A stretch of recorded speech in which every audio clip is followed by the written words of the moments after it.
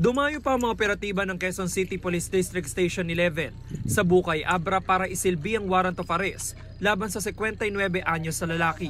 Yan ay para sa paglabag sa Republic Act 7610 o Special Protection of Children Against Abuse, Exploitation and Discrimination Act. Ayon sa pulisya, halos 3 taong nagtago ang lalaki sa probinsya.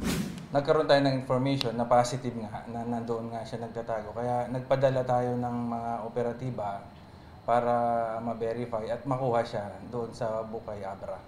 Nangyari ang krimen Abril 2021 sa Barangay Pansol, Quezon City. Ang biktima 15 anyos lang na dalagitan noon na anak ng balain ng sospek. Ayon sa ating investigasyon, minolest siya nung suspect, yung bata, habang ito'y natutulog. At 2 beses itong nangyari. Isang pagkakataon ay doon sa pakainan ng manukan. At nakatakbo lang itong bata kaya hindi natuloy yung binabalak ng suspect natin. Kaya nakahingi siya ng tulong. Nasa most wanted list person ng Galas Police ang naarestong lalaki.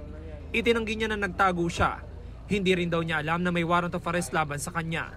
Hindi nangyari ho kasi bata yung alaga ko yun. Yun ang tumutulong sa akin sa pagpapunta sa garden sa aking mga alaga. Bata pa siya, noon pa, matagal ng panahon. Bakit ho kaya kayo nasampahan ng reklamo ng magulang? Kasi ho, yung bata, matagal na hinahanap yung mga magulang kasi wala dito sa kanilang tabi ang tatay at nanay. Inihanda na ang mga dokumento para sa return of warrant. Para sa GMA Integrated News, James Agustin ang inyong saksi. Nagkataasan na ng boses ang 2 magkapitbahay sa videong ito na kuha ng isang residente sa Teresa Rizal. Hanggang sa bumunot na ng baril ang lalaking nakaputi.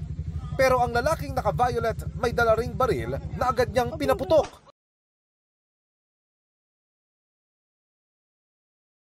Kumaripas ng takbo ang mga residente nang umalingaw-ngaw ang mahigit 10 putok ng baril. Tinamaan sa alitan ng 19 anyos na si Daisy. Hindi niya tunay na pangalan.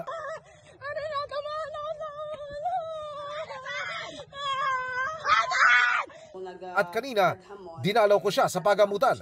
Medyo masakit pa po yung tay, kumikirot po. Nung tay po na naglabas ng baril, tumakbo na po kami ng mami ko pakanto. Oo. Siguro po yung bala, tumama po sa pader, sa akin po bumanda yung bala. Tinamaan naman sa tiyan ang pinsan ni Daisy. Kamusta ang pakiramdam mo ngayon? Nasa pulisya na ang lalaking nakaputi at naharap sa kasong frustrated murder. Wala pang pahayag ang suspect na nagpapagaling ngayon sa ospital ng tamaan ng bala sa tiyan. Nakatakas naman ang nakabarilan niya at tinutugis ng pulisya. Iniimbestigahan ang ugat ng krimen pero itong mga tao na to, sir, involved ito sa sa droga. Based sa investigasyon, sir, nagkasagutan itong grupo na to, sir, 2, sir. Okay. Yun, sir, ang nangyari, nagkabarilan, sir. Hulikam naman sa Baseco compound sa Maynila ang magkaangkas na ito na biglang hinila ng isang lalaki kaya natumba sa kalsada. Ang magkaangkas na unang tinutukan pala ng baril ang 2 kapwa nila Indian. Nagkaroon ng mahabang kabulan. Magmula ko doon sa Main Street hanggang sa gilid doon ng simbahan ng Baseco.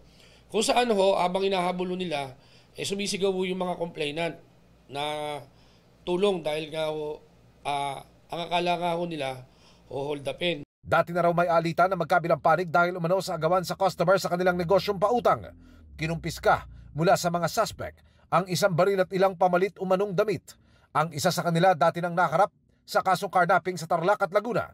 Yung pong baril, nagkaroon na ng cross-matching to be able for us to know if the pistol was also used in other crimes. Tumangging magbigay ng pahayag ang 2 dayuhan na nakaharap sa reklamong paglabag sa Comprehensive Firearms and Ammunition Regulation Act. Para sa GMA Integrated News, Emil Sumangil, ang inyong saksi.